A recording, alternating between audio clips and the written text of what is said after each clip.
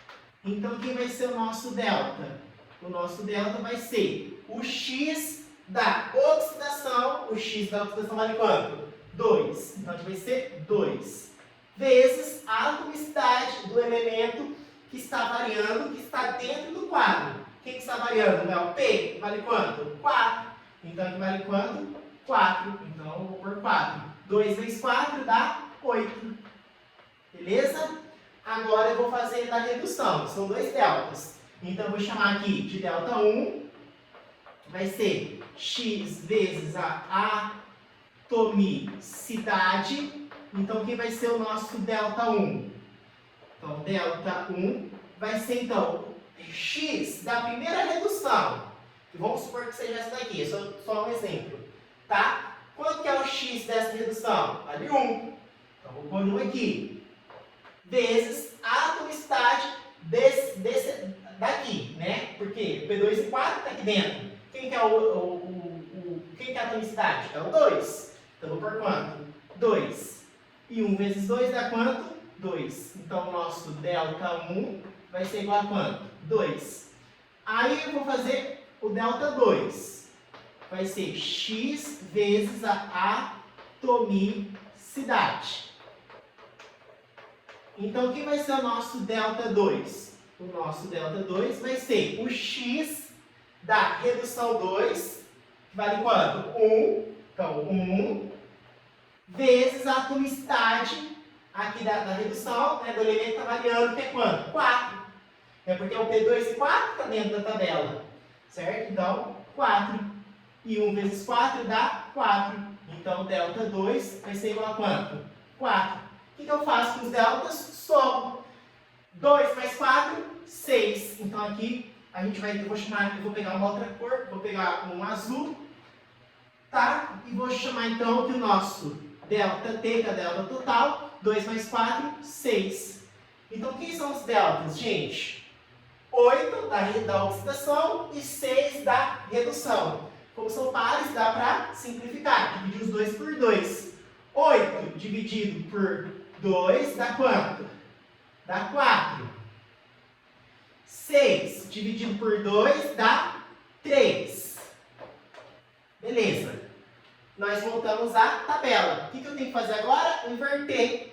Ou seja, esse 3 vem para cá e esse 4 vem para cá.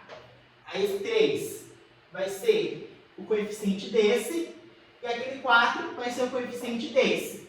Encontrados os coeficientes, joga na reação. Então, P4O10, vou por quanto? 3. P2 e 4, vou por quanto? 4. Beleza. Agora, o que eu vou fazer? O balanceamento por tentativa. Então, olha só, eu vou ter que olhar para os produtos, porque já tem os coeficientes, os amarelinhos aqui. Certo? Vamos começar pelo P, pelo fósforo. Por que eu vou começar pelo P? Porque já tem coeficiente na frente aqui, já tem coeficiente na frente, tá? Ó, 2 vezes 4, 8. Então eu tenho, deixa eu pegar um giz maior. Então, eu tenho 8 P's. Mais 4 vezes 3, 12. 8 mais 12, 20 P's. 20 fósforos. Aqui eu tenho 4. Como que eu faço com 4 entre aspas virar 20? Multiplica por 5. Tá? Agora olha para o iodo. 4 vezes 4, 16. Aqui só tem 2. Como que eu faço com 2 virar 16? Multiplica por 8. Vê se o oxigênio está balanceado, gente. 6 vezes 5, 30. 10 vezes 3, 30. Um grande abraço e fiquem com Deus.